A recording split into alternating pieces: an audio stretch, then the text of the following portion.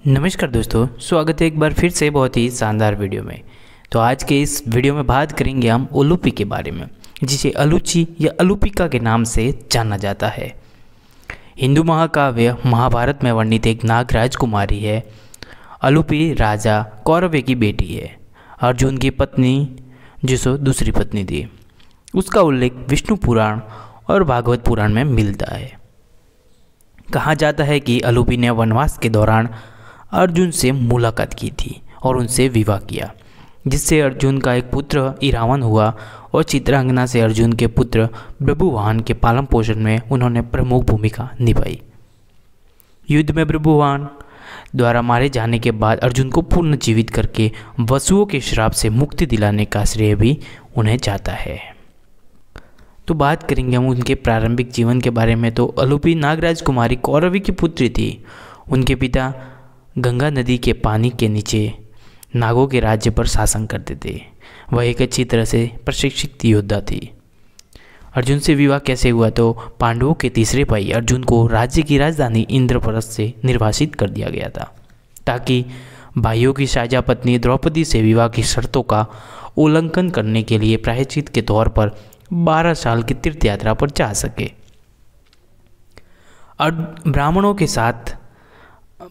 के साथ अर्जुन वर्तमान भारत के पूर्व उत्तरी क्षेत्र में गए। एक दिन जब अर्जुन को अपने अनुष्ठान करने के लिए गंगा नदी में स्नान करने गए, तो नागराज कुमारी अलूपी ने उन्हें पकड़ लिया और नदी में खींच लिया। वह उन्हें अपने हाथों से पकड़ दी और अपनी इच्छा के अनुसार यात्रा करने के लिए मजबूर करती रही। वे अंत कौरव्य के निवास पानी के नीचे के राज्य में पहुंचते हैं। अर्जुन वहाँ एक यज्ञ अग्नि के पास पहुंचता है और अग्नि में अपने अनुष्ठान अर्पित करता है। अर्जुन द्वारा बिना किसी हिचकिचाहट के आहुतियाँ देने से अग्नि प्रसन्न होती है। अभी मुस्कुराते हुए अर्जुन अलूपी से अपनी पृष्ठभूमि के बारे में पूछते हैं, जिसका वह इस प्रकार उत्तर देती। अर्जुन के वचन सुनकर अलूपी बोली, ऐरावत वंश में कौरव्य नाम का एक नाग उत्पन्न हुआ। हे राजन, मैं उसी कौरव्य की पुत्री हूँ। मेरा नाम अलूपी है। हे नरसिंह, जब मैं आपको स्नान करने के लिए नदी में उतरते देखा तो कामना के देवता ने मेरी बुद्धि छीन ली। हे निष्पाप, मैं अभी तक अविवाहित हूँ। हे कुरुवंशी, मैं तुम्हारे कारण कामदेव द्वारा पीड़ित हूँ। अतः आज तुम मुझे अपने सर्वस्व देकर मुझे तृप्त करो। हालांकि अर्जुन ने तीर्थ यात्रा पर अपने ब्रह्मचर्य का हवाला देते हुए उन्होंने प्रस्ताव अस्वीकार कर लिया।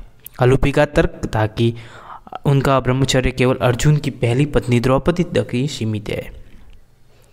उसके तर्क से आश्वस्त होकर अर्जुन ने उनसे विवाह किया। नागमहल के महल में रात बिताई। सुबह सूरज के साथ उठे। बाद में इरावन नाम का एक छोटा बेटा उनके घर पैदा हुआ। अर्जुन ने प्रसन्न होकर अलूपी से वरदान दिया कि यह उभयचर प्राणी बिना किसी संदेह के उसके द्वारा पराजित होने में सक्षम होगा। अलूपी अपने पुत्र इरावन को कुरुक्षेत्र युद्ध में खो देती है, जहाँ वह अपने पिता की ओर से लड़ते हुए मारा जाता है। कुरुक्षेत्र युद्ध में छल से भीष्म को मारे जाने के बाद भीष्म के भाई वसुओं ने अर्जुन को श्राप दिया। जब अलूपी को श्राप के बारे में पता चला तो उसने अपने पिता कौरव्य से मदद मांगी। उसने पिता नदी देवी गंगा भीष्म की माँ के पास गए, उनसे श्राप मुक्ति के लिए अनुरोध किया। उनकी बात सुनकर गंगा ने कहा कि अर्जुन को उसके अपने बेटे बभुवाहन द्वारा मारा गया, चित्रांगना के माध्यम से अर्जुन का पुत्र। और जब अलूपी ने उनके सीने पर नागमणि रखकर तो उन्हें वापस जीवित कर दिया जाएगा। अपने पिता की सलाह के बाद अलूपी ने बभुवाहन को अर्जुन से युद्ध करने के लिए उकसाया।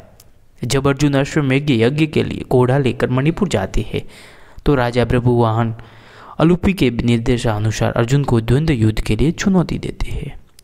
उनके बीच यह हुए भीषण युद्ध में दोनों एक दूसरे के बाणों से शतविक्षत हो जाते हैं। अंत में अर्जुन गंभीर रूप से घायल हो जाते हैं और अपने पुत्र द्वारा उस एक शक्तिशाली बाण चलाकर उसे मार दिया जाता है। चित्रांगना मौके पर पहुंचती है।